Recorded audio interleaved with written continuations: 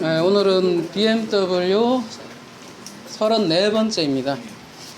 제목은 창세기 1장인데요. BMW 하다가 왜 갑자기 창세기 1장으로 갔는가 여러분이 많이 궁금해 하실 겁니다. 여러분, 성경에 가장, 우리 메타포라는 거는 BMW가 바이블 메타포 필인데 이제 잘 아시네요. 메타포를 연구하는 거예요. 상징이고, 뭐 문학적으로는 은유라고도 하고요, 뭐 비유라고도 하고, 다 합쳐서 우리가 메타포를 그냥 사용하는 건데, 이 상징은 뭐 신약에서는 세메이온, 표적이라고도 하죠. 하나님이, 예수님이 표적이라고도 하고, 그런 표적, 기사, 역사, 이런 모든 것들은 다 실체를 보여주려고 행하는 것이잖아요. 근데 성경에서 이 모든 실체는 누구냐면은 바로 예수 그리스도라는 것을 알려주시고, 이 예수 그리스도는 우리의 중보자란 말이에요.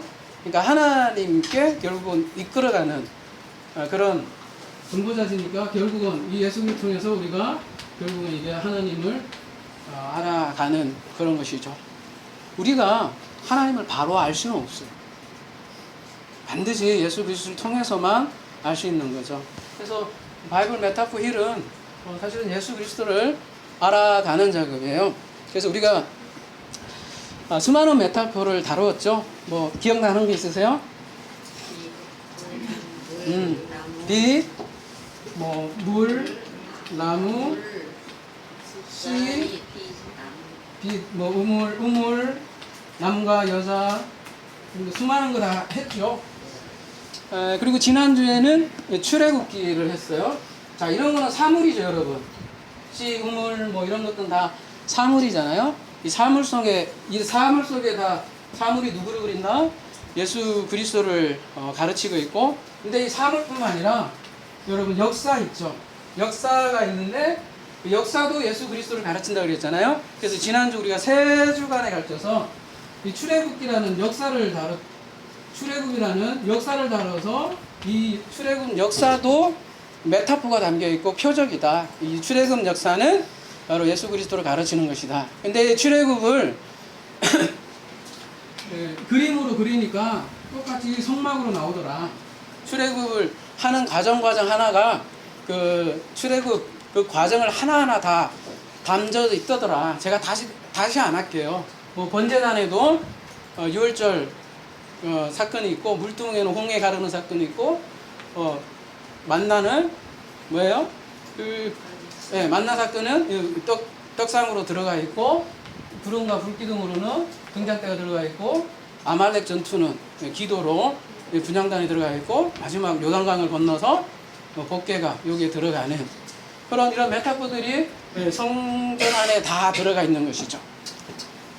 그래서 가장 사실은 우리가 출애굽을 메타포로 보는데, 이 출애굽을 통해서 우리가 성막을 그려봤어요. 그래서 성막의 기물 이런 것들이 이제 기물이잖아요. 이 기물 관점으로 우리가 또 봤었고요. 근데 큰 틀에서 출애굽도 이렇게 크게 이렇게 3단계로 이렇게 보았잖아요. 요런 과정을 우리가 계속 메타포를 따라갔던 거예요.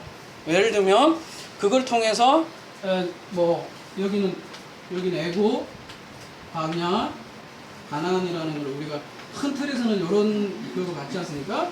그리고 요런 걸로 봐서 우리가 지옥이 어디 있는가를 살펴봤죠. 막연한 지옥이 아니라 이 땅에 지옥이 있더라. 그래서 부자와 나사로의 그 사례를 통해서 우리가 보았죠. 이런 과정을 보니까 부자와 나사로도 큰 구렁텅이가 어디에 발견되더라? 이렇게 가운데 궁창이 큰 구렁텅이가 여기하고 아브라함하고 부자하고 갈라져 있더라. 그래서 이렇게 성막과 성전이 이해되면 이런 성경의 많은 비유들, 상징들, 기사, 역사들이 이해되더라는 것을 저희들이 알아봤죠. 근데 여러분 가만히 생각해보니까 제가 이런 생각이 들더라고요. 그동안 빛, 물, 씨, 나무, 우물, 뭐 남자, 여자, 창세기 1장을 통해서 숫자, 이렇게 여러 가지 비유들을 많이 해왔고, 이제 34번째인데, 어떻게 보면 가장 큰 메타포를 안 다루고 일단 그러니까 먼저 바카테 거부터 먼저 다뤘다라는 생각이 들더라고요. 무슨 얘기냐면 성경의 가장 기본은 그 출애굽이 굉장히 중요한데 이 출애굽 사건을 통해서 성막을 모세가 받았고 이 성막을 통해서 모세가 제일 처음에 쓴 게 창세기라고요. 그래서 창세기 1, 2, 3 창세기 1장, 2장, 3장이 성경에서 가장 말하자면 기초석이에요. 가장 중요하고 거기에서 모든 게 다 있어요. 사실은 거기에 모든 게 다 있고 그 창세기 1, 2, 3이고 3장의 회복이 3장이 좀 어거졌잖아요. 그 회복이 사실은 우리의 구원이 회복인데 이게 성경에서 말하는 가장 기초 메타포고 생각해보니까 가장 큰 메타포이더라고요. 그래서 이거를 피해갈 수가 없겠더라고요. 그래서 이 창세기를요, 1, 2, 3요, 창세기 1장, 1, 2, 3장을 어떻게 읽느냐에 따라서 죽음과 생명이 왔다 갔다 해요.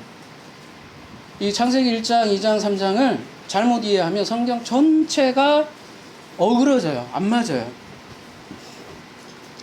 그래서 여러분 오전에도 제가 말씀드렸지만 우리가 냉정해지자고요. 냉정해지고 여러분이 가지고 있는 틀과 안 맞을 수도 있어요. 이 틀을 해 나가다 보면 여러분이 그냥 여기 계시다가 여기까지 넘어오셨잖아요. 여기 넘어오실 때는 여러분 어떤 틀을 깨고 오셨을 거예요. 분명히. 근데 그 틀을 깨고 오셨을 때는 그 또 틀을 가지고 여기로 또 오셨을 거란 말이에요. 그러면 그 틀이 맞느냐는 끊임없이 점검을 해 나가는 거예요. 아까 오전에도 말씀드렸지만 우리는 죽을 때까지 내가 여기까지 가나안까지 진군하는 거야. 이제 다 됐다? 확인만 한다? 그러는 순간 고인물은 썩는 법이에요. 그래서 정말 당부드립니다. 우리가 창세기 이제 1장부터 창세기 1장부터 해 나갈 거예요. 저에게도 굉장히 도전이고 어쩌면 여러분이 그동안 저에게조차도 들었던 거가 조금 다를 수 있어요. 큰 맥락에는 같지만 다를 수 있어요. 근데 그 다름이 정말 중요한 거야. 여러분, 정말 중요한 거고 왜 제가 다름이 생겼냐면은 제가 요한계시록 하면서 말씀드렸잖아요. 제 자신을 계속 점검해 나가겠다고. 그리고 교회에게 말씀하시는 그 음성을 듣겠다고 했는데 그 말씀에 따라 제 자신을 점검을 해보니까 그 자가 다름이 아니라 나이구나. 나일 수 있구나. 가장 자기가 진리로 섰다고 생각하는 사람이 거짓 선지자일 수 있다는 얘기예요. 그 거짓 선지자라는 거는 자기가 거짓 선지자라고 생각하나요? 절대 안 해요, 여러분. 우리가 지난주 수요 산상순에서도 다뤘지만 수많은 장애물들이 있다고요. 가장 큰 장애물은 저일 수 있고요. 물론 여기에 앞에 서 있으니까. 그리고 또한 마찬가지로 그거를 우리가 같이 승인을 했기 때문에 그런 것들이 가는 거예요. 거짓 선지자라는 거는 혼자 그렇게 있어서 거짓 선지자가 존재하는 게 아니에요. 그거에 내가 맞장구 쳤고 따라갔기 때문에 거짓 선지자는 있는 거예요. 어쨌든 죽는 그날까지 우리는 끊임없이 점검을 하자는 거예요. 과연 그런가를. 그래서 성경 전체가 이렇게 아울러지지 않으면 또 하나는 중요한 거는 내 영혼이 살아나지 않는 것들은 다 허탄한 지식일 뿐이라는 거예요. 이런 지식들을 통해서 진짜 여호와의 지식은 영혼이 살아난다는 거예요. 근데 영이 살아나지 않고 전부 다 이렇게 지식적으로만 하는 거는 다 쓰레기에 불과한 거예요. 그런 부분 우리가 점검해 나가자는 거예요. 괜찮아요. 너무 그러지 않아요. 예. 그래서 괜찮아요. 뭐 제가 저번에 한번 했지만 어디였지? 그래서 공동체가 저는 굉장히 소중한 것 같아요, 여러분. 우리가 오프라인이 있는 이유도 그렇고요. 같이 확인해 나간다는 거예요, 같이. 그리고 뭐 저도 괜히 이런 얘기 하는 게 아니라, 몇몇 분과 뭐 고민도 같이 하고 토론도 하고 그래요. 뭐 수요일에는 아예 공동 연구도 하기도 하고. 여러분 이게 내 혼자만 맞다, 무조건 따라하라, 너희들은 아무것도 아니다, 너희들은 아직 진리가 안 됐어, 그러니까 뭐 입 다물어 이러면 그게 여러분 바로 영지주의예요.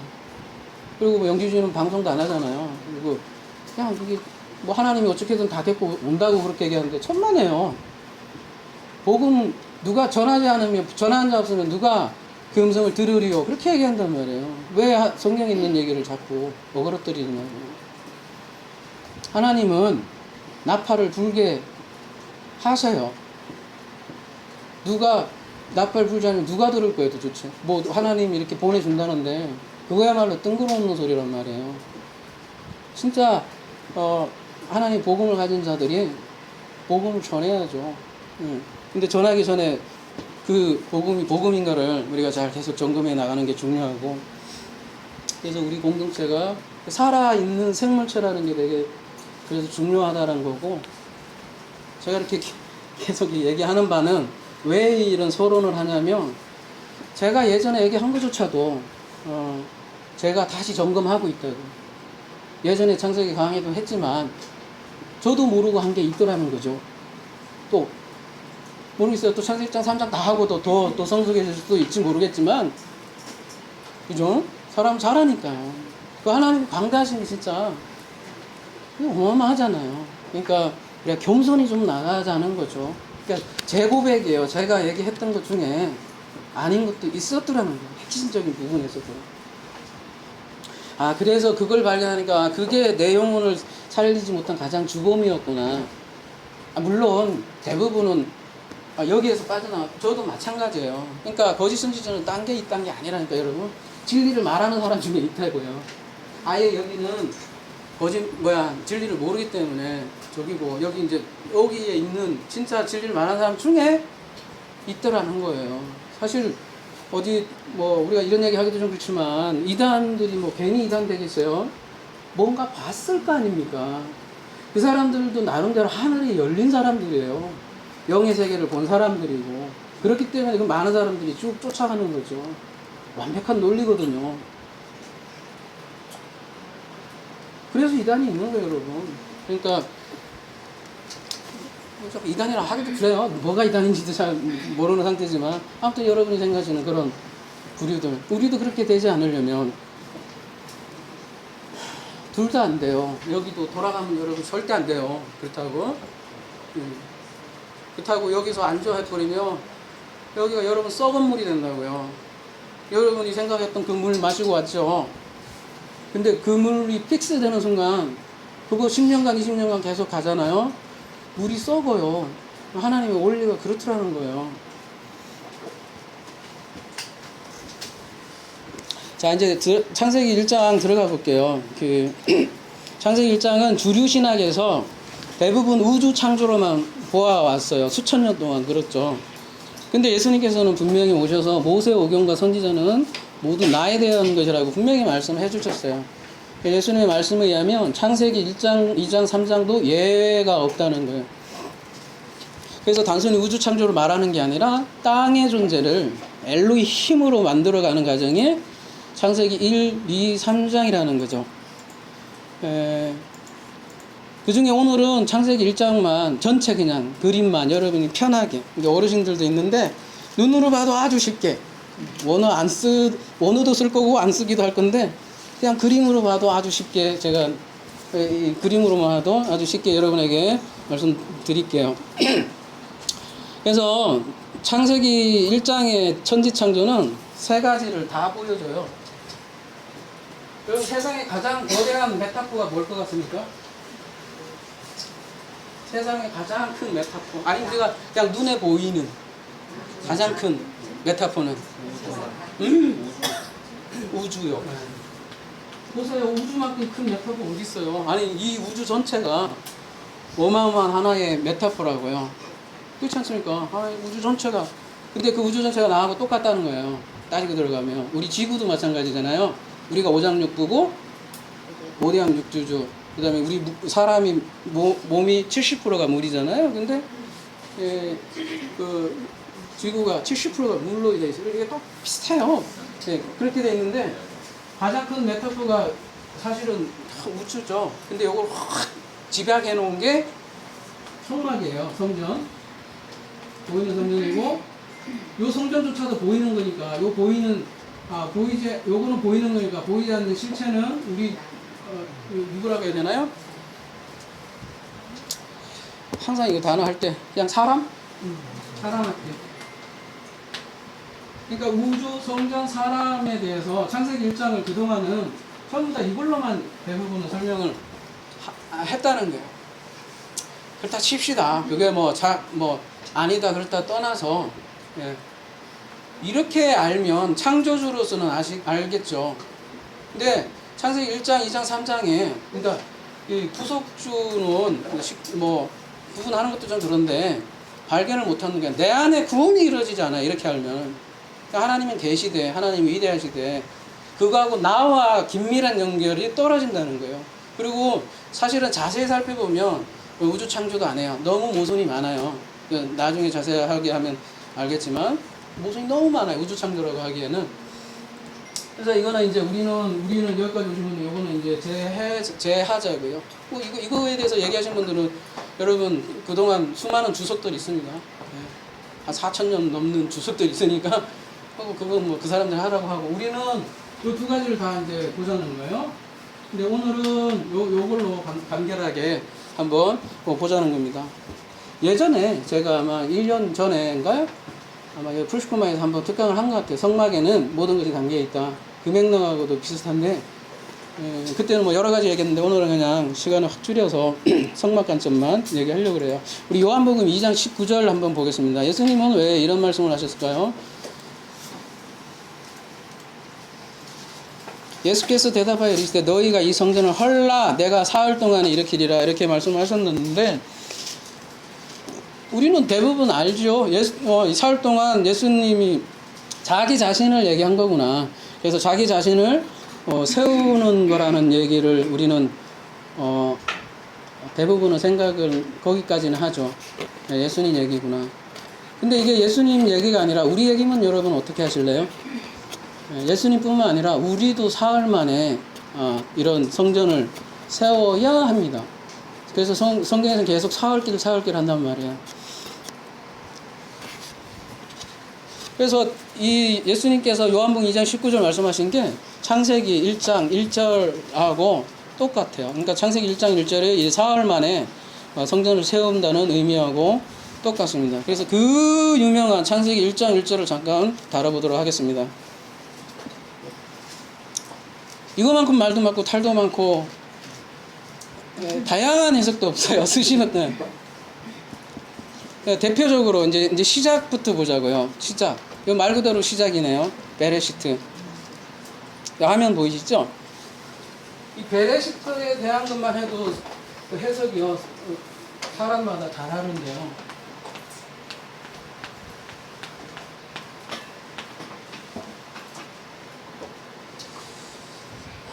이렇게 해석하시는 분도 있어요. 성전으로 시작하여 아버지가 분속하여 은혜로 완성하다. 이거를 흔히 얘기하는 파자라고 그래요. 단어 하나하나에 의미가 다 있기 때문에 단어의 의미 하나로 다 해석할 수 있다. 이렇게 생각하는 거죠. 첫 번째 퀘스천. 그렇게 되면 성경 전체를 말라기까지 그렇게 할 수 있느냐 한번 해보라. 과연 해볼 수가 있는가. 해보라고요.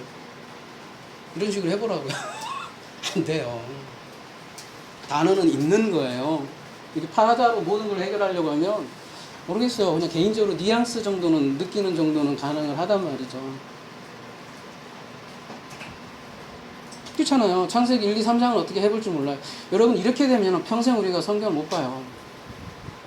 자기가 원하는 성경 그 성경만 봐요. 창세기만 보다가 죽을 수도 있고.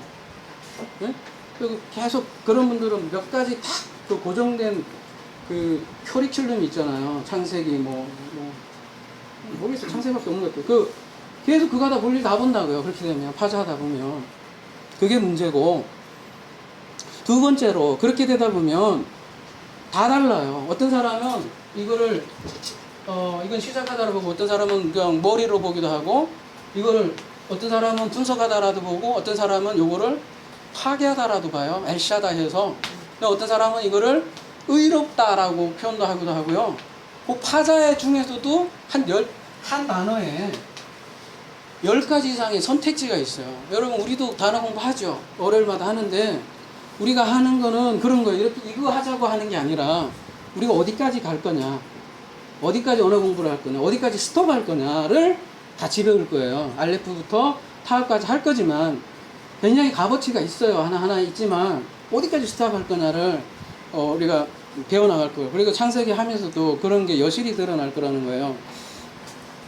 자, 그래서 그러면은 당신이 얘기하는 게 뭐냐? 이렇게 할 수는 없다고요.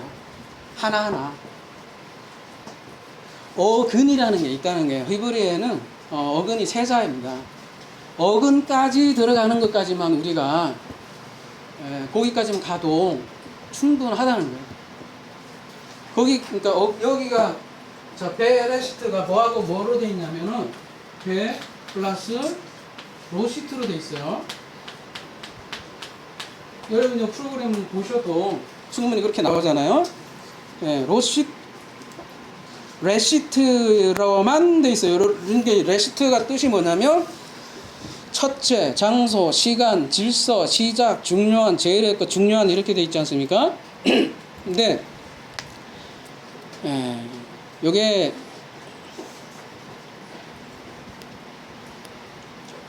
성을 보세요. 무슨 남성이에요, 여성이에요? 여성이에요. 그러면은 수많은 사람들이 베레시트를 레시트를 뭐로 표현을 하죠? 그리스도로 표현을 하거나 뭐 하나님을 표현하거나 뭐 여러 가지 썰들이 있죠. 아니면 기존 전통처럼 우주로 보게 되면 시작에 이렇게 보게 되는 거죠.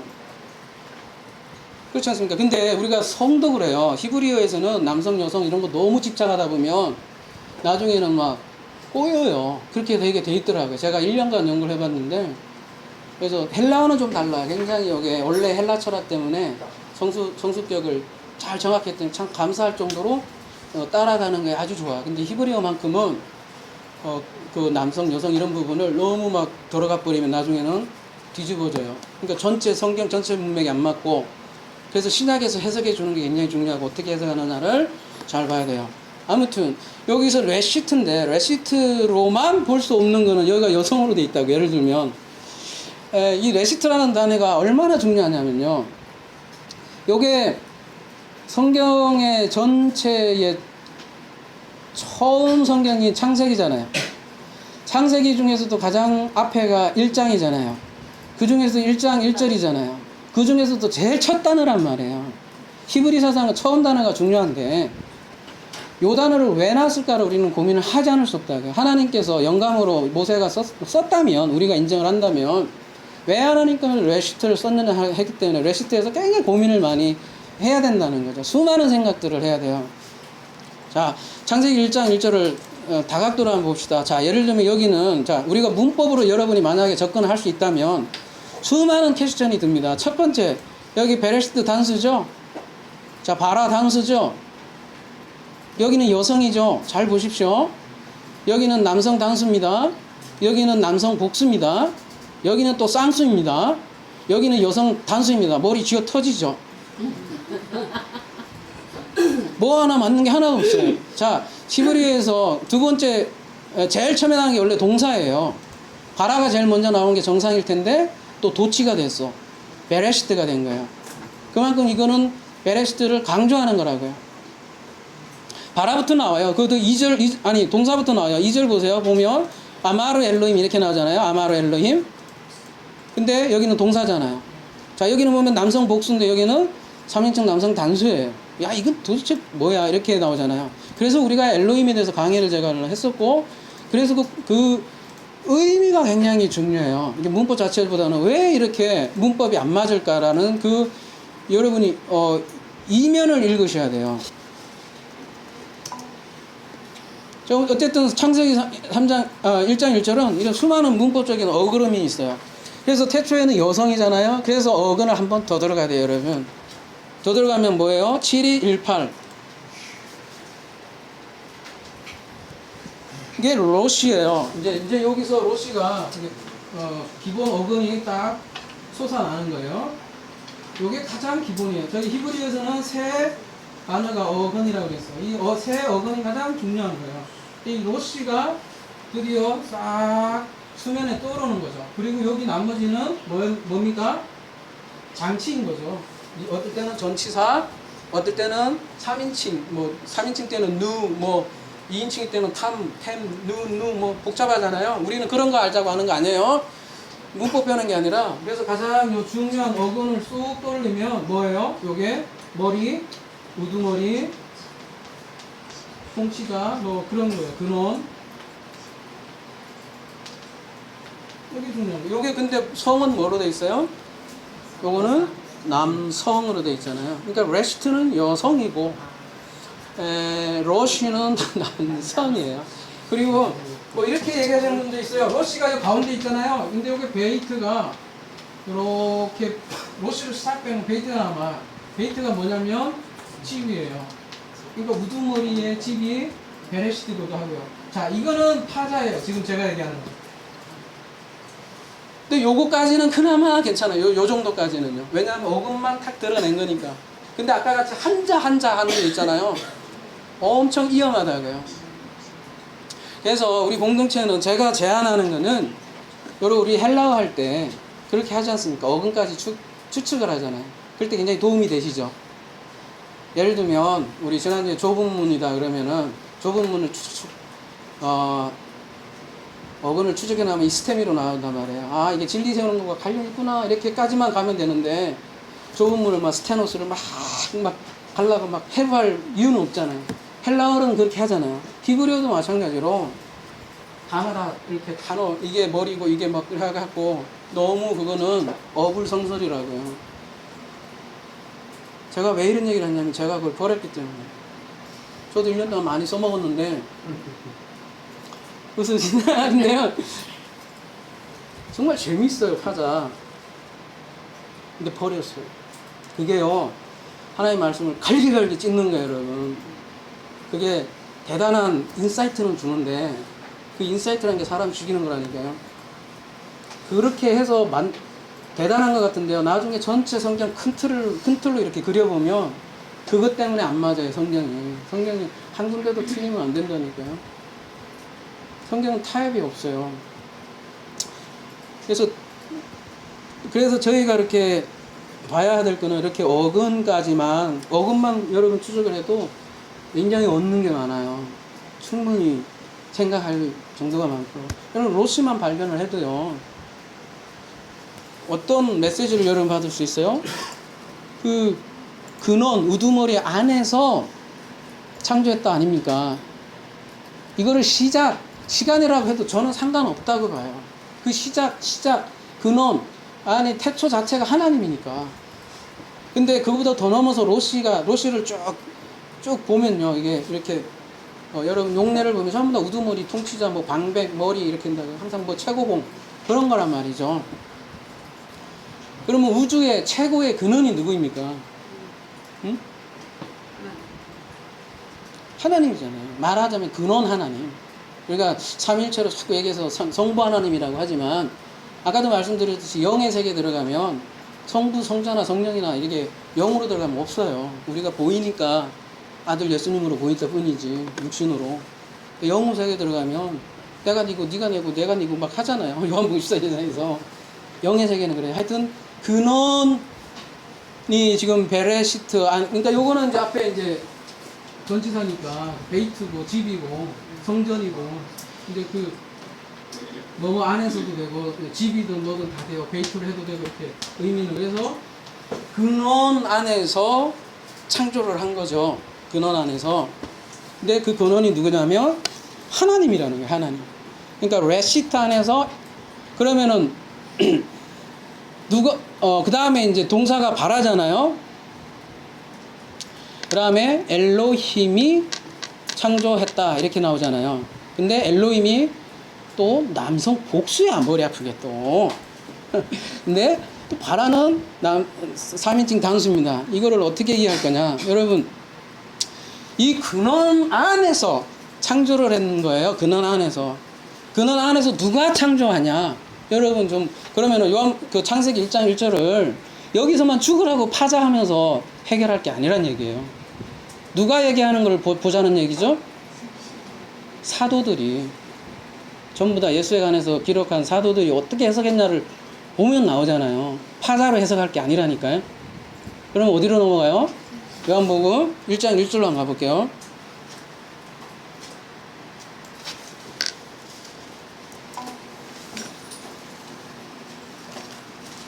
태초에 말씀이 계시니라. 이 말씀이 하나님과 함께 계셨으니 이 말씀은 곧 하나님이니라. 그 헬라어는 얼마나 정교한지요. 그 근원 하나님은 호데우스로 하고요. 타이, 호로고스는 데우스라 이렇게 딱 간사를 빼버려요. 다른 분이라 그런 게 아니라 우리가 알아먹게 이렇게 얘기하는 거예요. 예. 이 말씀이 하나님이래요. 근데 그가 태초에 하나님과 호데우스와 함께 계셨고요. 그는 누구예요 그러면? 예수님이죠. 예수님이 시작 안에서 하나님과 함께 계셨어요. 만물이 그로 말미암아 지은 바 되었으니 지은 것이 하나도 그가 없이는 된 것이 없느니라. 그러면 만물이 그로 말미암아 지은 바 되었으니는 그가 누구예요? 아우토스가 예수님이죠. 자 1장 4절 빛이 어둠에 빛이 돼 그 안에 생명이 있으니 이 생명은 사람들의 뭐다? 빛이라. 이거 누구예요? 예수님이에요. 그러면 골로새서 1장 16절 이건 요한이 증거한 거고요. 사도 바울이 증거한 거 봅시다. 누가 천지를 창조했나?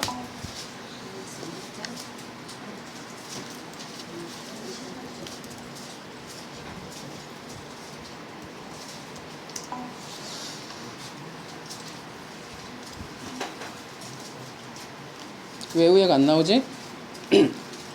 만물이 그에게서 창조되되 하늘과 땅에서 보이는 것들과 보이지 않는 것들과 혹은 왕권들이나 주권들이나 통치자들이나 검사자들이나 만물이 다 그로 말미암아 그를 위하여 창조되었고 또한 그가 만물보다 먼저 계시고 만물이 그 안에 함께 계셨느니라. 이때 그는 누구예요? 예수 그리스도예요. 자 그러면 누가 세상을 창조했다는 얘기예요? 분명히 예수 그리스도예요 여러분. 자 이거 창세기 1장을요 우주로만 보지 말자고요. 다 세계를 다 보자고요. 그리고 창세기 1장이 단순히 우주 창조가 아니라 구원에 관한 메시지란 말이에요. 우주, 성전, 사람 구원에 다 관한 메시지인데 구원은 누가 하냐면 중보자 하나님이 한다고요. 왜냐하면 그분이 우리가 알 수 있는 하나님이에요. 그 태초 전부터 계셨던 분은 우리가 어떻게 보려고 답이 안 나온다고요. 근데 그래서 예수 그리스도가 창조주라는 거예요. 그러니까 엘로힘은 누가 되는 거예요? 그러면 예수 그리스도가 되는데 문제는 뭐가 또 있어요? 복수예요. 만약에 이게 예수 그리스도라면 단수로 돼 있을 거 아니에요. 아니 뭐 예를 들면 문법적으로 굳이 얘기한다면. 근데 왜 여기에는 또 복수로 돼 있어요?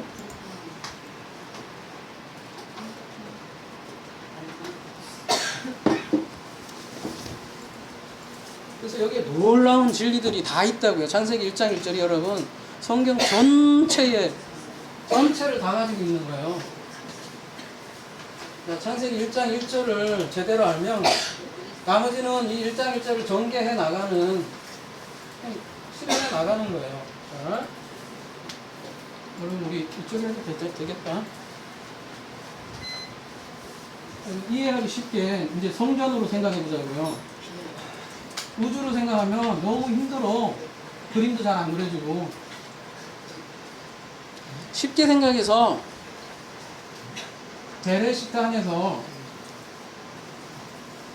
아무튼 뭐 어딘지 몰라도 시작이에요. 이거부터 얘기해야 되나 이렇게? 이 시작이 있기 전에는 이게 뭐 시작도 없잖아요.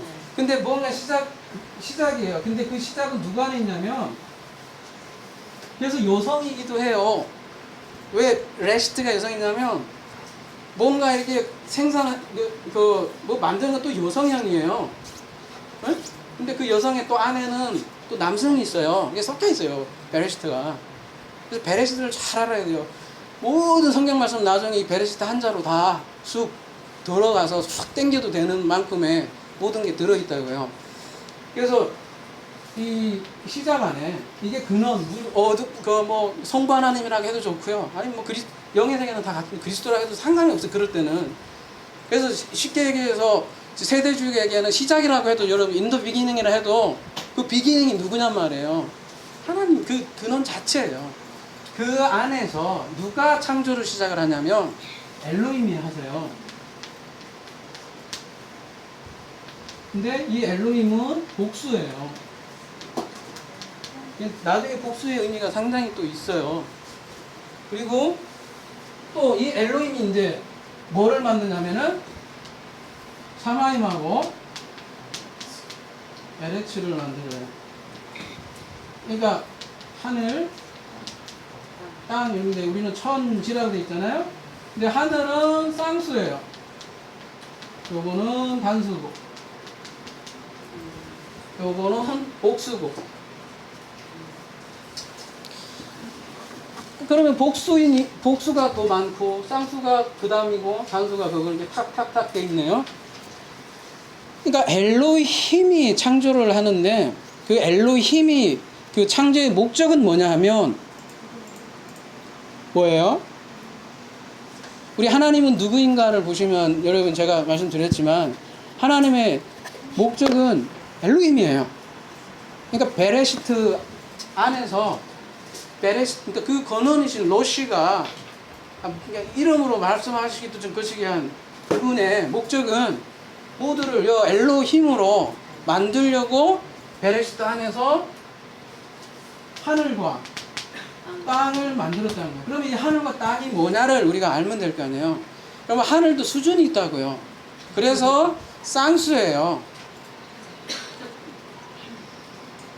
우리의 하늘이 있고요. 오전에 우리 요한계시록 보셨죠? 먹혀 들어가야 할 하늘이 있고요. 합쳐지면 단수의 하늘이 있고요. 그래서 성경에서는 이거를 지성소라고 하고 성소로 하고 여기를 뜰이라고 하죠. 그래서 사도 바울이 본 거는 어디다? 말 그대로 여기 본 거예요. 그냥 이런 하늘도 아니고 그야말로 하나님을 본 거예요. 지성소의 하나님을 본 거를 그렇게 표현을 한 거죠. 그랬더니 뭐라고 그래요? 말을 우리 인간의 말로 할 수 없더라. 그 세계는 그런 세계예요. 그래서 정리하자면 로시트, 그러니까 레시트, 호데오스 안에서 요한복음의 말씀대로 말씀이신 예수 그리스도가 샤마임과 땅을 창조한 것이다. 이렇게 나와요. 자, 이게 그리고 엘로힘이 지금 쌍수잖아요. 엘로힘이 복수잖아요. 복수라는 거에는 또 엄청난 힌트가 있어요. 하나님은 단독 사역을 하는 게 아니라, 그러니까 하나님의 그 아들들이란 말이 창세기 6장에 나와요. 하나님의 아들과 함께 합작을 해서 땅의 인생들을 샤마임을 거쳐서 엘로힘으로 만들겠다는 거예요. 나중에 자세하게 하겠지만 이게 창세기 1장, 요게 2장, 창세기 3장이에요. 근데 3장이 실패하는 거예요. 그래서 우리가 요거를 회복하는 거예요. 그래서 그 엘로힘의 천지창조의 엘로힘에 해당하는 자리가 바로 하나님 자리고, 그 하나님의 그 근원이 또 예수 그리스도가 하니까 말씀 말 그대로 천지를 창조한다는 얘기는 예수님이 우리를 구원시킨다 라는 얘기하고 똑같아요. 우주 얘기로는 천지 창조지만 사람에게 저게 하면 예수 그리스도만이 길이요 진리요 생명이란 말이에요.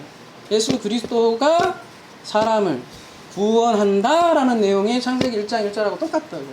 그거를 요한복음 1장에서 그렇게 빛으로 표현을 하잖아요. 그래서 이제 창세기에서 빛이 표현되고 그렇잖아요. 그죠? 그래서 창세기 6장 2절에 하나님의 아들들이 엘로힘으로 표현을 했죠. 하나님의 아들들이 타락을 할 수도 있습니다, 여러분. 타락할 수 있어요. 그랬더니 사람의 딸들을 취하니까 심판이 임하죠. 그때 하나님의 아들들이 언급이 되었고, 요한복음 10장 35절에 보면은 뭐라고 되어 있어요? 너희가 하나님의 말씀을 받은 자들은 엘로힘이라고 하지 않느냐. 신약으로 얘기하면 데오스, 복수에 그때는 데오스들이라고 하지 않느냐. 이렇게 얘기를 하잖아요. 그게 여기 엘로힘이에요. 그러니까 최종 목적은 여기에요. 여기 지성소. 우리가 지성소까지 자라가라, 지성까지 자라가라 하잖아요. 창세기 1장 1절은 이미 이게 담겨 있다고요. 그 다음 샤마임. 샤마임은 성막으로 보면 성소의 자리에 있잖아요. 그렇지 않습니까? 근데 성소의 자리가 여러분 한번 생각을 해보세요. 그동안 우리가 계속 나눴던 거. 성소의 자리는 어떤 자리죠? 뭐 여러분 생각나는 대로 다 얘기해보세요. 이제 그거 다 맞아요. 다 이제 엮어보자고요. 우리가 그동안에 했던 메타포 모든 걸 다 종합을 해서 어떤 자리였죠? 하나님과 내가 하나가 된 자리. 하나 된 자리? 만나는 자리요. 그죠? 네, 만나는 자리. 하나가 될 수도 여기서 그러니까 여기서 시작하니까 하늘에서 내려오면 하나가 되지만 어쨌든 맞아요. 아무튼 여기가 하나님과 만나는 자리. 그걸 뭐라고 그랬죠? 타베크라고도 하고 창세기 2장에서는 그 다음에 창세기 1장에는 또 뭐라고 그러죠? 궁창이라고도 하고. 네. 뭐 여러 가지 용어 많이 나오지만 타베크라고 나오고 궁창이라고도 나오고 또 어떤 게 있죠? 이게 뭐라고 그랬죠? 오전에도 제가 말씀드렸잖아요. 이런 궁창, 타베크의 실체가 뭐냐는 거죠. 이런 거는 이제 좀 조금 막연해 보이잖아요. 우리하고 좀 거리가 있어 보이고 시대적으로도 그렇고. 성경, 우리에게 가장 와닿는 건 그런 거잖아요. 모세 시대 때로 얘기하면 율법이 성경이에요. 율법 비하하면 큰일 나요. 그냥 모세 오경, 율법, 율법이 성경이죠. 뭐. 다 이게 사실은 궁창, 성경, 타베크가 이게 다 하늘이라는 거예요. 우리가 땅이에요. 처음에 그래서 창세기 1장 2절부터는 땅에 대해서 언급하지 그 다음 하늘에 대해서 일단 안 하고 땅부터 시작을 합니다. 그래서 이 땅의 존재들을 엘로힘으로 만들어야 되는데 그냥 만드느냐 이거예요. 절대 못 만들어요. 창세기 2장 없이 3장 못 가고. 그래서 여기 뭐가 있어요? 타베크의 동산 중앙에 선악나무가 그래서 여기 있는 거예요.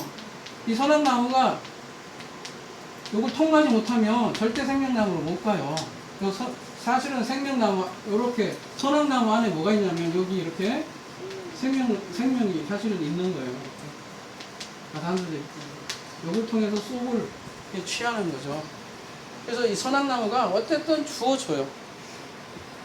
선악나무를 통과하지 않고는 통과할 수가 없다고. 우리 여기 이게 성막으로 이해하니까 좀 이해되죠? 이거를 성경에서는 창세기 둘째 날 궁창이라 그래요. 이따가 좀 더 그림으로 또 막 더 그려볼게요. 그러면 에레츠 뜰이죠. 성막으로 얘기하면. 그리고 우리 사람으로 얘기하면 뭐 어딜까요? 그 말 그대로 여러분 보이는 육체. 말 그대로 이거를 플래시 뭐라 하죠? 사르크스라고 사르크스. 그냥 이거는 그냥 영어로 하면 플래시고 헬라어는 사르크스라고 하는데 그냥 이건 육신이에요. 육체.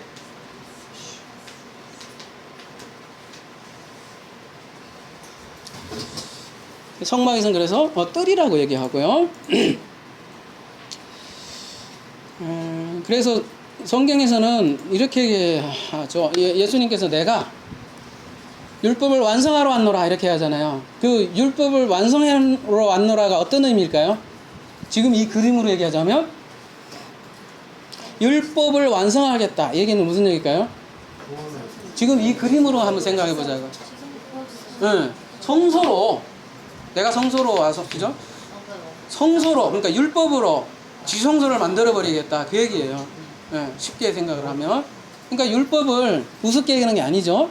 율법으로 지성소를 만들겠다라는 게 율법의 완성으로 이렇게 얘기한 거고, 그 완성의 시점이 어디죠? 사건으로 보면 그게 십자가 사건으로 보여주신 것이죠. 그러니까 쉽게 얘기해서 창세기 1장 1절의 언어로 얘기를 하면 예수님이 뭐로 오셨어요? 일단 LH로 오셨죠. 일단 육신을 입고 오셨어요. 근데 오셨지만 이 샤마임을 통해서 세례 받을 때 벌써 이미 하늘이 열렸다고 그랬죠. 그러면서 말씀이 되시고 말씀 육신이 되어 있어서 그걸 완성한 모습으로 보였고, 그 완성은 십자가 사건에서 완성을 하셨고, 그래서 그분이 성천되었고 또 우리를 그 자리로 초대를 하는 거죠. 본인이 먼저 보여줬죠. 땅으로 오셔서 하늘을 통해서 본인이 엘로이 힘임을 보여줬고, 하나님의 아들임을 보였고, 첫 열매이고, 너희들도 올라와라, 따라와라, 나를 따르라, 똑같이 나를 따라와라. 그게 자기 십자가를 지고, 무슨 얘기냐면 나하고 똑같이 따라와라, 내가 한 거 똑같이 따라와라는 거를 그렇게 얘기를 하신 것이죠. 자, 이거를 우리가 이제 창세기 시간 좀 갔으니까 1장이라고 그랬잖아요. 오늘 제목이 요게 지금 창세기 1장 1절이고요. 오늘은 그냥 쭉 그냥 그 개요만 여러분 이해하실게요. 1일 창세기 1일 여러분이 잘 알다시피 어떤 거예요? 땅이죠. 땅이 뭐 어땠다고 그랬죠? 일단 그림을 생각해 봅시다. 이제 우리 여러분 성막을 생각해 봐요. 성막 그림이 잘 안 그려지죠? 일단 태초에 뭐 이렇게 나왔는데 지금 땅이 뭐 어떻게 돼 있나요? 혼돈되고 공허하고 뭐 그런 상태인데 수면이 이렇게 있고, 또 이런 혼돈, 공허 이런 것들이 무적행 위에 있고 이렇게 돼 있잖아요. 무적행에 대해서 언제 자세하게 해야 되겠지만, 이 무적행은요 창조세계 밖이에요. 귀신들도 또는 그러니까 여기까지 성경에서 바다까지는 지옥인들 하나님의 통치 안에 있는 거예요. 그러니까 하나님 안에 세계에 있는 건데, 무적행은 그냥 바텀리스, 끝도 없는 바다 밑에 있는 이런 성동 공허 상태고, 근데 여기에 이제 수면 위에 운행을 함으로써 뭐가 생기냐면 빛이 들어가죠. 그래서 LH라는 게 LH의 작업을 하는 거고요. 그러니까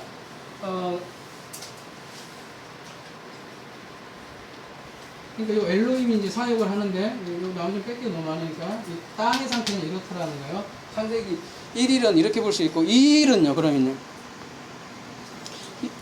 사실은 물이라는 거는 창세기 1장에 물이 언급이 안 돼요.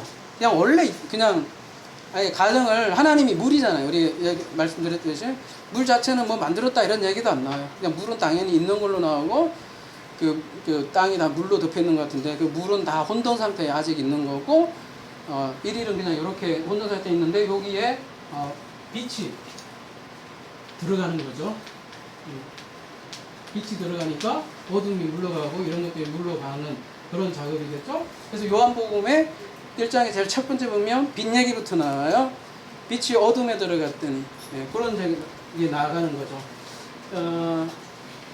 이 일은요, 여러분 성경에 지금부터 1일부터 6일까지 쭉 가는데 전혀 변하지 않는 곳이 있어요. 그곳이 어디게요? 여기는 절대 안 변해요. 앞으로 계속 보시겠지만, 이 일은 그림이 어떻게 되냐면 인물, 아랫물 이렇게 되고, 여기를 궁창인물이고, 요게 이 일이지 않습니까? 인물을 다른 말로 하면 이게 엘로힘이에요. 계속 엘로힘은 그냥 계속 위에 계세요. 여기서 작업을 하는 거고, 자세하게 나중에 할게요. 근데 지금 그림만 그려보자는 거예요. 간단하게. 자, 2일 이게 끝이에요. 얼마나 간단해요. 3일.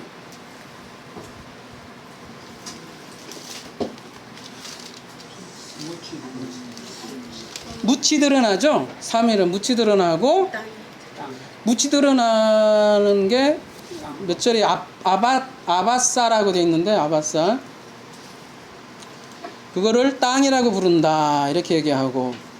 그리고 묻히 드러난다는 건 뭐가 있냐면, 뭐하고 뭐가 구분이 된 거예요? 묻히 드러난다는 거는? 묻히 드러나려면,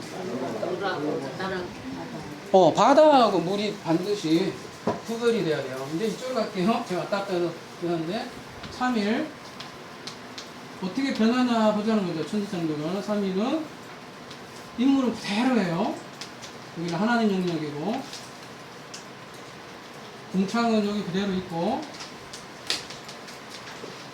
이제 아래에 대해서 지금 얘기하는 거잖아요. 아랫물을 발라버리는 거잖아요. 아랫물에 대해서 지금 얘기하는 거예요. 아랫물이 요 크기로 봐서는 여기서 아랫물에서 묻히 드러나는 거예요. 그거를 땅이라고 그러는 거예요. 그리고 굳이 얘기하면 이게 전체 이렇게 포함되어 있지만 이렇게 이거를 바다라고 하는 거예요. 바다에서 땅이 이렇게 드러나는 거예요. 그리고 바다에도 못 들어가는 건 뭐라고요, 아까? 이건 이게 바닥이 없는 무적행이라고 해요, 이렇게. 이거는 창조, 베레시트, 바깥에 있는 거예요. 그러니까 귀신도 뜬다고요. 귀신이 여기까지는 어떻게든 좀 버틸만 한가 봐요. 근데 여기 튕겨나가면 이건 뭐 하나님과 절대적인 관계 단절이기 때문에 무시무시한 거죠. 그래서 나중에 무적행 다룰게요. 엄청나요. 그래서 자, 3일은 이렇게 간단히 그릴 수 있을 것 같고, 그래서 3일까지 어떻게 됩니까? 창조의 가장 기본적인 틀이 3일까지 완성된 거예요. 3일. 그래서 여러분 창세기 구조 가만히 보면 3일과 그러니까 1, 2, 3하고 4, 5, 6이 땅땅땅 이렇게 대칭이 돼 있어요. 그래서 4, 5, 6은 쉽게 얘기해서 1, 2, 3에 이렇게 채워 넣는 거예요. 탁탁탁. 그러니까 이게 굳이 얘기하면 하늘의 뜻이고 이거를 땅에서 이루어지는 거다라고 얘기할 수 있어요. 왜 그런 말씀을 할 수 있냐면 여기에 빛이 들어가서 아이고 없어졌네. 여기 이렇게 놓읍시다. 제가 왔다 갔다 얘기하면 요건 땅이었고 엘론이 있고 여기에 빛이 들어왔었잖아요. 이렇게. 근데 요 빛은 오르고 요 4일째 빛은 달라요. 4일째부터는 여기는 이제 아예 별도로 하나 그려야 되겠다. 여기서부터 계속 이제 제가 찌웠다 였다 하지 말고 계속 채워보자고요. 애들처럼 그림 그려보자고요. 4일부터 제일 후에는 뭐가 있죠? 4일만 봅시다. 엘로힘 있고, 그렇죠? 엘로힘은 항상 있어요. 그냥 여기 제우스라고 할게요. 시간용으로. 그 다음에 여기는 샤마임이죠? 샤마임, 궁창. 말 그대로 여기에 뭐가 들어가요? 해, 달, 별. 물론 원어에는 해, 달이라고 안 나와요. 큰 마오르, 메오르, 그 맴이 하나 더 붙어서 오르 이렇게 붙어요. 그러니까 요런 정도는 원어 해도 유용하다고요. 그러니까 오르하고 메오르하고 뭐 틀리다. 요 정도로 어근을 추적해서 이걸 막 자를 이유가 없다고요. 그러니까 여기부터는 메오르고 여기는 오르고, 그러니까 오르하고 메오르는 틀리다는 거예요. 메오르는 어디서 나오는 거냐면 전부 다 등잔대 용어거든요. 등잔대 태우는 그런 빛을 대부분 메오르라고 나오고, 땅에는 뭐 들어간 게 있나요? 4일에는 여기는 그냥 원어 볼 것도 없이 오늘 그냥 큰 개요만 말씀드리니까 땅에는 일단은 지금 4일째는 아무것도 없죠. 바다에도 채운 거 없죠. 무적행은 뭐 말할 것도 없고요. 5일째 그러면은요. 5일째는 뭐가 채워지나요? 생물 이렇게 육축 되는 것과 땅에 짐승.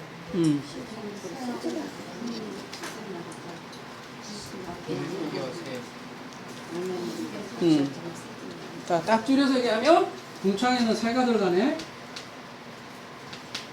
그 다음에 아직 땅 얘기는 안 나오죠. 바다에 물, 고기 정도 막 나오는 것 같고, 또 하나는 조금 특이한 큰 바다 짐승 이 정도 나오죠. 아무튼 뭐 제 아무리 뭐라고 하더라도 여기 요 바다에 지금 물들을 얘기하는 거예요. 3일째 심했는데 3일째. 아 이거는 이제 그냥 아주 그냥 큰 틀만 이렇게 봤기 때문에 심했는 틀 그것도 뭐 굳이 얘기하시면 먹거리를 준비해 주셨어요. 이미 딱 세팅 다 해놓고. 근데 이거를 우주 창조로 보면 말이 안 되죠. 왜냐하면 여기 해달별이 있는데 식물이 먼저 있잖아요. 그러니까 그 얘기 아니에요, 여러분. 말씀하신 대로 그거 있는데 그 하나님께서 먼저 먹거리를 딱 세팅해놓고 이제 준비해놓는 게. 근데 이 먹거리를 나중에 누가 먹냐면 사람하고 짐승이잖아요. 그러니까 그러고선 여기에다 주는 거죠. 그런 면에서 세팅이라는 거죠.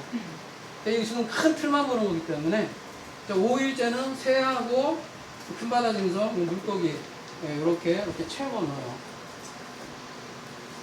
근데 새라는 존재는 어떤 존재예요, 여러분?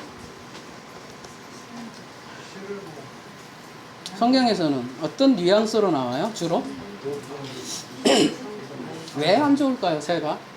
성경에서 보면 새는 꼭 죽음이의 그 시체 이렇게 하고, 그 다음에 저쪽에 씨 뿌리는 비유에 보면 새가 꼭 뼈 쪼아서 먹어요. 왜 새는 그렇게 나쁜 이미지로 될까요? 그 다음에 마찬가지로 큰 바다 짐승이 한인인데, 이거 뭐 나중에 요한계시를 보면 짐승용으로 나온단 말이에요. 지금 5일째 이런 것들이 가동된단 말이에요. 새는요, 바다는 뭐 여러분이 잘 알다시피 성경에서 항상 바다는 이방인으로 이렇게 표현이 돼요. 그러니까 울타리 바깥에, 성경에서 말하는 성전의 울타리는 여기까지예요. 성막. 그리고 요 바깥에, 문 바깥에를 바다로 표현을 하고요. 제가 여러분 이해 쉽게 그냥 박스로 이렇게 그린 건데, 사실 다 바깥에 있는 사람들을 바다에 있다고 그래요. 바다. 그러니까 심판 바다에 던진다는 게 다 바다는 그런 심상이고, 그런 심상에 큰 바다 짐승에는 물고기가 있으니까 바다 짐승 그리 좋은 건 아니고, 새는 뭐냐면 땅에 이렇게 하늘에도 왔다 갔다 해요. 땅에도 있고 하늘로도 왔다 갔다 해요. 근데 여러분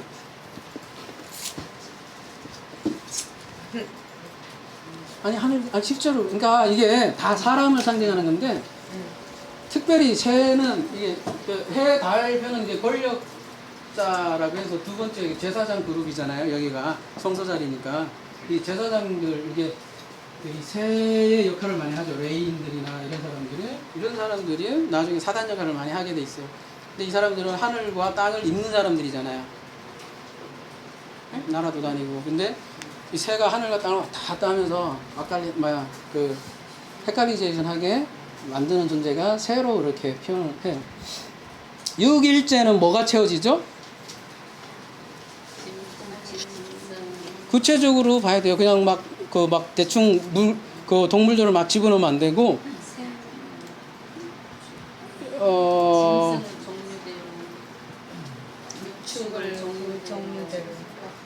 그 모양이 있어요. 여기 보면, 땅에 기는 것. 가축이 있고요. 땅에 기는 이거 잘 봐야 돼요. 가축이 있고요. 틀려요, 이게 다. 가축이 있고, 씨 맺는 건 이따가 좀 나중에요. 오늘 큰 틀에서는 그 중요한 거 아니에요. 기는 것 있죠. 기는 짐승 있고, 기는 짐승의 대표가 어디예요? 뱀이에요. 그 다음에 땅의 짐승들이라고, 들짐승이라고 돼 있나? 뭐라고? 땅의 짐승 이렇게 돼 있는데, 가축, 기는 것, 땅의 짐승 이렇게 요것들을 하나님께서 이렇게 다 채워놓는데,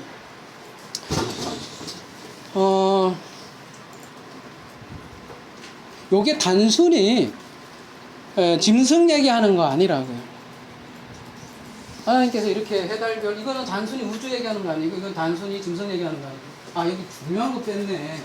죄송합니다. 이 사람. 그리고 이 사람은 하도 복잡해서 별도의 주제로 우리가 뺍시다. 사람만큼 알 수 있는. 제가 그동안 잘못 얘기했다는 부분이 사람이에요, 사람. 그래서 사람은 별도로 얘기를 하기로 하고,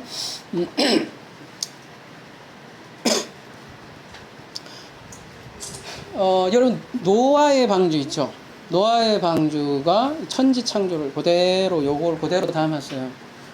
그대로 한번 이어볼까요? 노아의 방주는 우리 3층으로 돼 있죠? 어떻게 배치가 돼 있을까요, 짐승들이? 부정한 인생. 뭐 정결한 짐승은 7쌍, 부정한 짐승은 2씩, 뭐 이렇게 얘기 나오죠.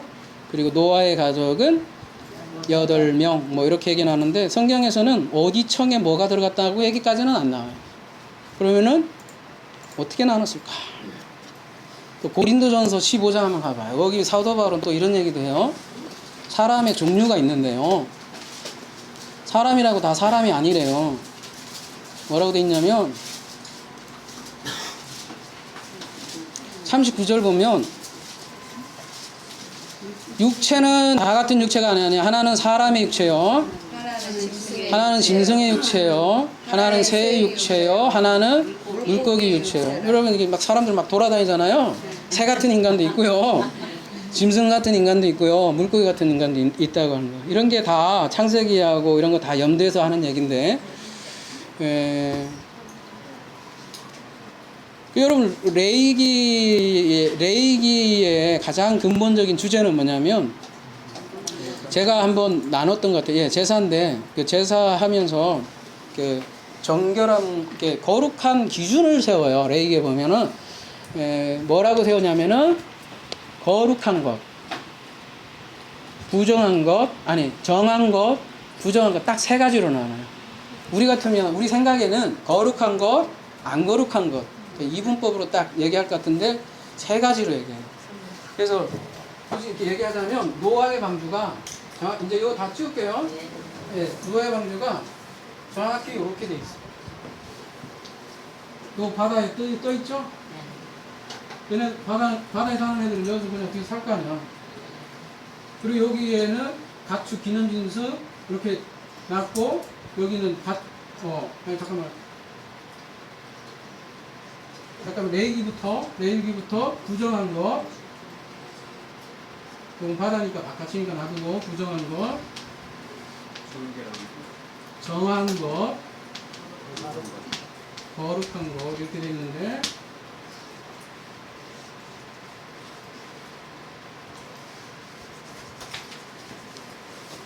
조금 틀리네. 그 들짐승 6종 레이기에서는요 조금 달려야 되겠죠. 레이기에서는 어떻게 나누냐면 기는 짐승 그리고 가축 있죠. 이런 가축이면 어떤 거죠? 사람들하고 같이 있는 거잖아요. 육축. 네. 그거를 중간으로 보고 기는 짐승을 부정한 걸로 이렇게 보고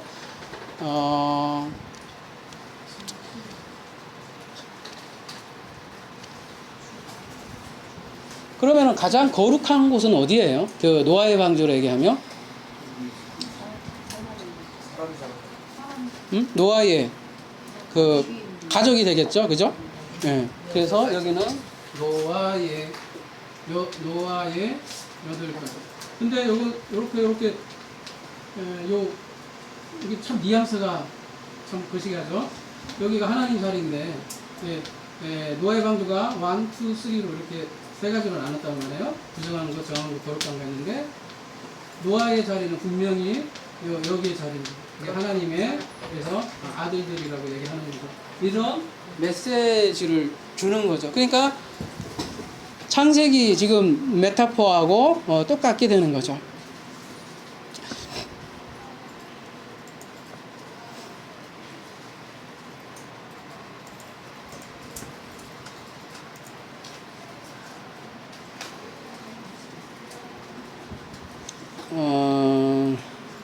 몇 시에요? 사실 지금 조금 더 할까요? 아니면 끝맺을까요? 아니 여론을 맡겠습니다. 뭐 시간 그냥 마무리하기는 왠지 찜찜하시죠? 네. 아무튼 큰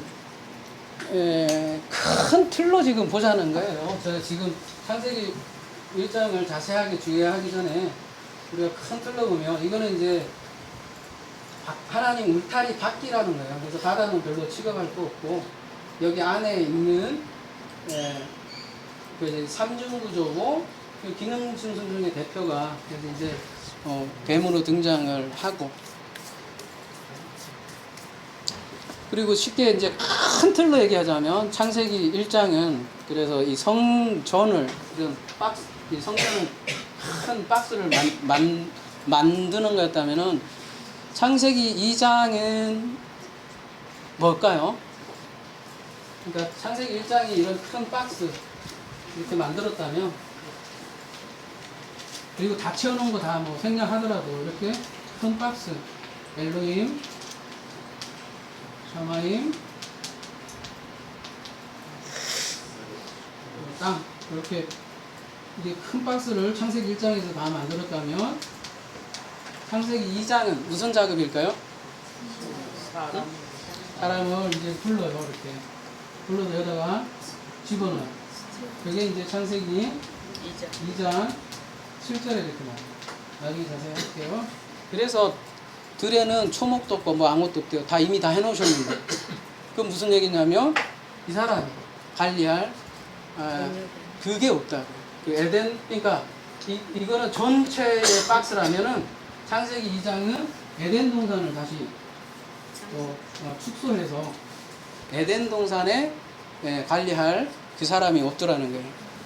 그래서 창세기 2장 5절만 잠깐 좀 볼까요? 창세기 2장 5절.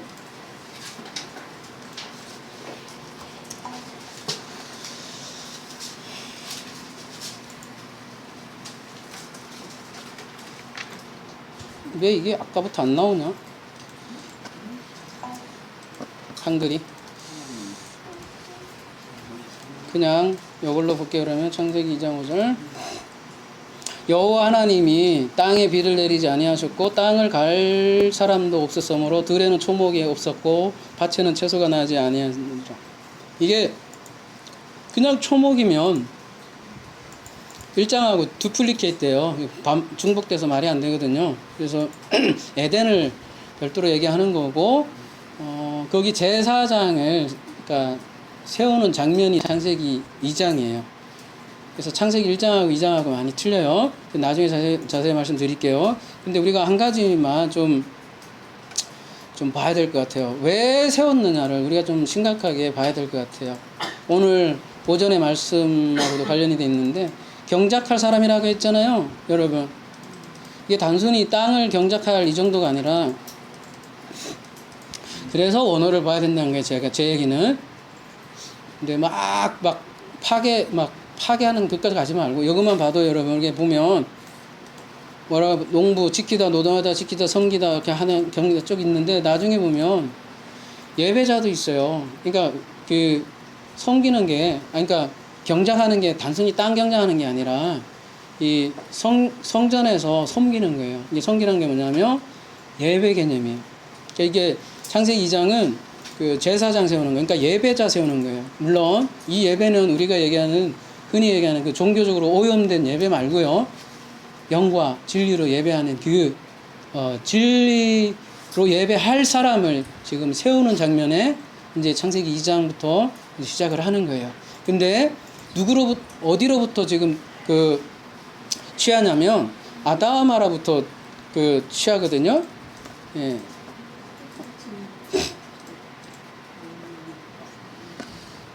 창세기 2장 때 자세히 얘기하겠지만 어디에 있냐 이게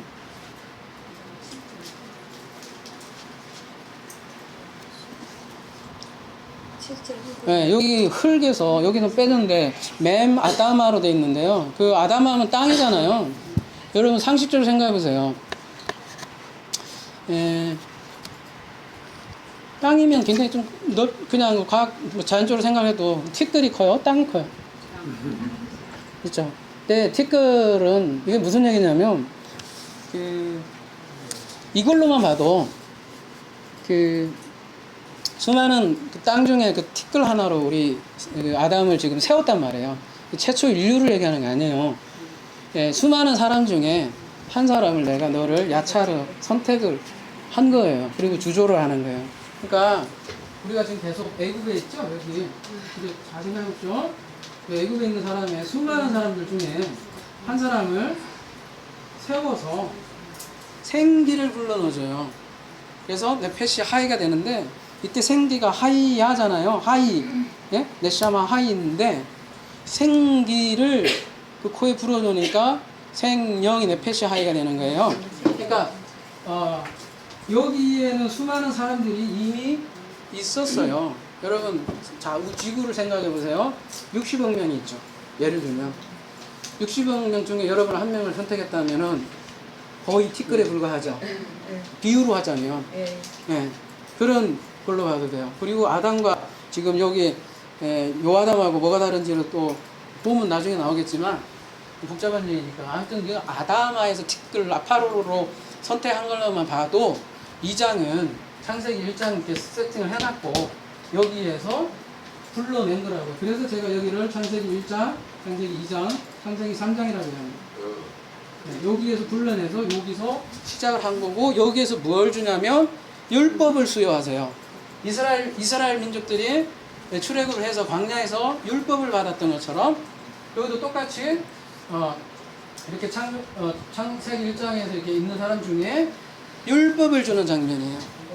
일단 그거부터 시작해야 돼요. 아무나 율법 받는 거 아니에요, 여러분. 여러분 율법도 자꾸 무시하는데, 일반 그 교회에서 율법 뭐 아무 그렇게 무시하는데, 여러분 일단 여기서 얘기하는 대로 생기, 지금으로 얘기하면 성령이에요, 여러분은. 적어도 그 생기가 들어간 자에게 율법이 수요가 되는 거예요. 말하자면 여기는 무슨 지대? 무법지대예요. 여러분 교회에 있다고 하지만 지들이 무법지대라고요. 근데 우리가 적어도 율법에 대면했을 때 우리가 난 진짜 이거 그런 자기 발견을 하는 거잖아요. 그러니까 적어도 생기가 들어간 사람에게 율법을 부여하는 거라고요. 따라서 이 아담아에 속한 이 족속들은 아까 그 레이기로 얘기하면 부정한 짐승이라고 그러는데요. 그리고 그 부정한 짐승에서 초이스 돼서 제사장을 세우면 그게 뭐다? 바로 거룩이 아니에요. 일단은 거기서 정한 짐승으로 시작을 하는 거예요. 거기서 생명나무로 통과를 해야, 좁은 문으로 통과해야 거룩으로 넘어가는 거예요. 여러분 거룩은 누가 거룩할 수 있는 거예요? 스스로 거룩이 가능해요? 내가 거룩하니 너희도 거룩하라. 저 산성순에 와서는 예수님께서 내가 온전하니 너희 온전하라. 그 얘기 무슨 얘기예요? 나를 닮으라는 거지. 잘 생각해 보세요. 내가 온전하니까 너희도 온전하라. 무슨 얘기예요?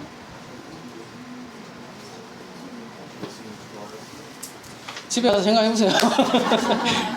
여러분 거룩은요 하나님만 거룩이에요. 예? 거룩은 하나님만 거룩이기 때문에 내 스스로는 거룩이 안 되는 거예요. 그래서 아까도 말씀드렸지만 지성소가 내려와야만, 예? 지성소가 내려와야만 되고 예수 그리스도가 내 안에서 부활해야만 되고, 아까 예수 그리스도가 다른 말로 하면 잉태해야만 되는 거고, 그래서 내 것을 다 이제 내 영양소를 다 뺏어 먹는 아이처럼 그렇게 자라나서 나를 없애야 되는 거예요. 그렇게 거룩이 이루어진다는 거죠. 그거를 뭐를 회복한다?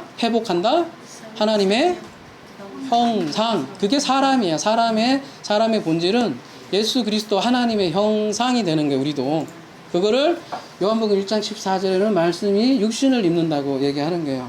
그래서 이렇게 오늘 창세기 1장을 전체적으로 그냥 큰 그림으로 얘기를 했는데요. 이게 성경에서 가장 큰 메타포고요. 가장 기본 구조예요. 그리고 우리가 어떻게 시작을 해서 어떻게 실질적으로 어떤 작업을 통해서 어떻게 해서 구원을 받는다는 그 피스티스 진리의 절차들이 여기에 다 들어가 있다고. 구원은 막연히 내가 예수님을 믿고 그냥 천국 간다 이게 아니에요. 하나하나의 하나님께서 주신 그 절차대로 내가 부정한 것에서 정한 것, 정한 것에서 거룩함으로 되는 거예요. 그 존재로 아예 그 존재가 돼버리는 거예요. 그런 구체적인 방법을 사실은 창세기 1장 1절에는 다 들어있고 그거를 자세하게 설명한 게 창세기 1, 2, 3라는 거죠. 그래서 이거를 우리가 지금 메타포로 계속 와 있지만 메타포로 그대로 연장선상에서 이어가도 되겠더라는 거예요. 그래서 다음 시간에 또 자세하게 이어져 나가도록 하겠습니다. 감사합니다.